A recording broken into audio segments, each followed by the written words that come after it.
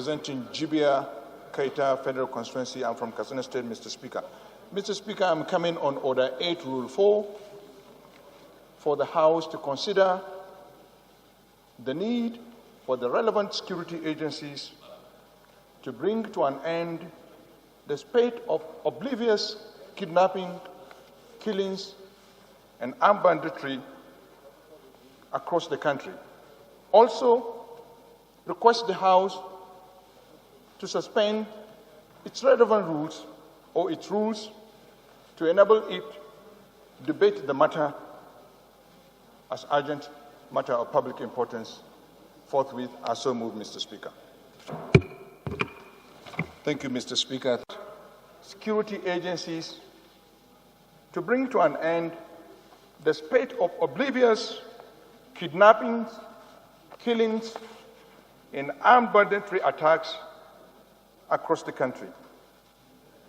The House notes that in recent time, security situation in some parts of the country has degenerated.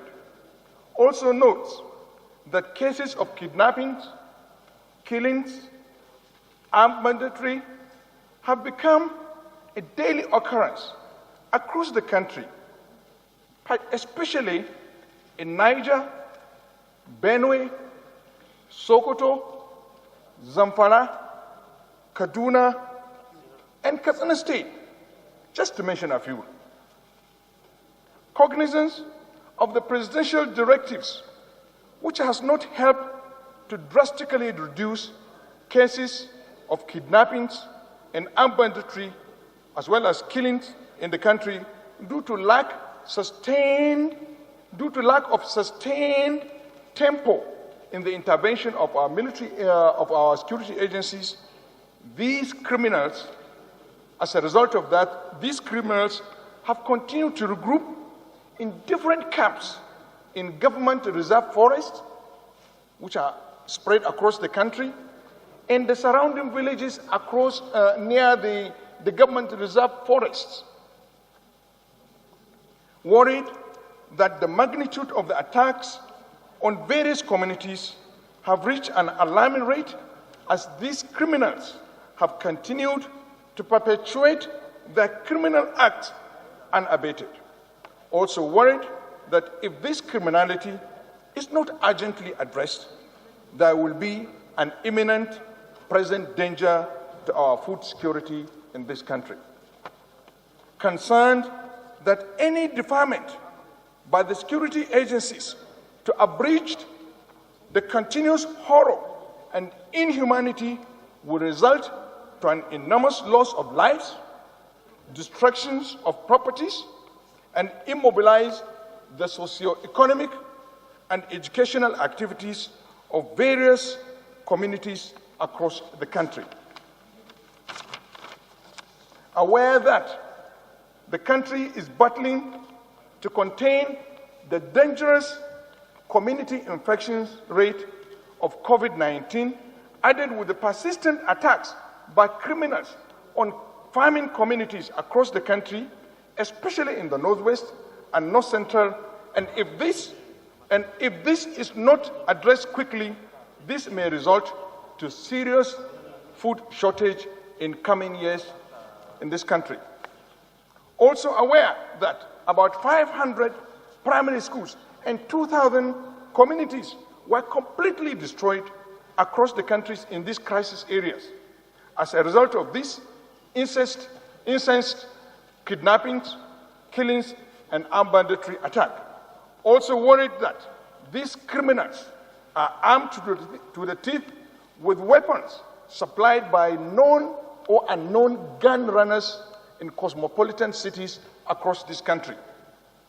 The House resolves to summon the National Security Advisor, the Chief of Defense Staff and his service chiefs, the Director, State Security Service, the Inspector General of Police, next week to brief the House on the efforts being made and the way forward to bring in an end to these killings, kidnappings, and armed banditry across the country. mandate the leadership of the House to continue the engagement with all the security agencies and report to the House monthly on the progress being made until these heinous crimes are resolved or normalcy is restored in the country. I so move, Mr. Speaker. My other colleagues on the floor, Mr. Speaker. Very good, well done. Nationalistic, it has nothing to do with a section of a country, it is about the country. Mr. Speaker, a number of members have spoken about the community, the people to defend themselves. Mr. Speaker, if we allow that or we encourage that, it will result to a total anarchy. So we need to take attention. Mr. Speaker, a number of members have spoken about some governors have gone into negotiation with some of these bandits. These governors were completely helpless. That's why they had to do that. They were helpless. They were helpless. They were helpless. They were helpless.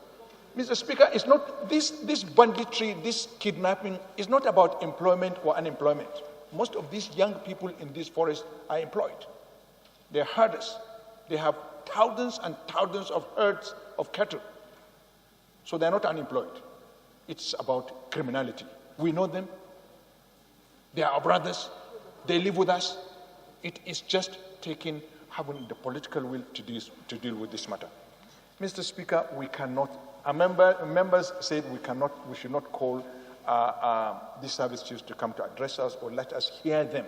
At least let's hear them. So we should not throw the baby away with the bath water. Let's give them that opportunity to hear them.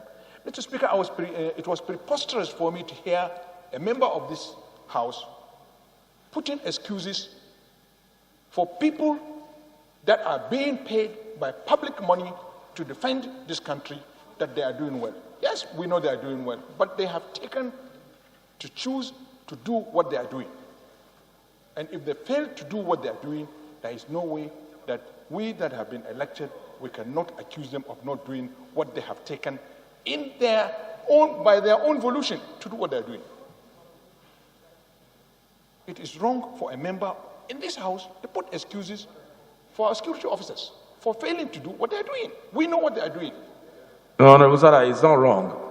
He's expressed his own opinion. If he feels that what he said, if I remember correctly, and I think there were two members that said so, that is one thing to do something, is another thing. A relation that he was tending, his 3 daughters were raped before him. But you know where the problem is with that argument, Hon Sada? We cannot on one hand say some chiefs is wrong to say that they have not, everybody has their responsibility, and there should be, in fact, it should be, and I agree with you, it should be zero tolerance, no excuses for anybody.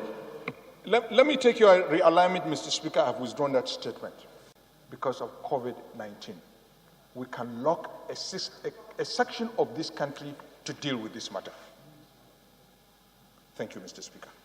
For bringing this very important motion. Thank you very much. And those who worked on it as well, especially the Deputy Speaker and other members that worked on this motion. We've debated this motion now for well over 2 hours. We've been here for about 4.5 hours in these chambers. And we've debated 2 very, very, very, very important issues. One, the issue of the rising issue of rape, and the issue of security. I think those are only 2 issues that we've debated on the floor today, and it was worth the day and the time and the effort. And it's now incumbent upon us and important for us, whatever takeaways, to put them in legislative form on the issue of rape and on the issue of security. We need to begin, and I can't remember who raised the point that, I think it was Honorable Kuye, that even Section 217 and the other sections that refer to the role of the armed forces, those roles that take them outside their traditional role has to be activated by acts of parliament. So I will implore on the security committees, police, navy, army, and the defense to quickly look into that and look at the act that deals with the army and see if there's anything like. If there's nothing like that, then let's look at how we can bring an act that will make their work easier. So thank you very much, honorable colleagues. I'll put the question on this motion. Those in support, please say aye. Those against, please say nay. Ayes have it.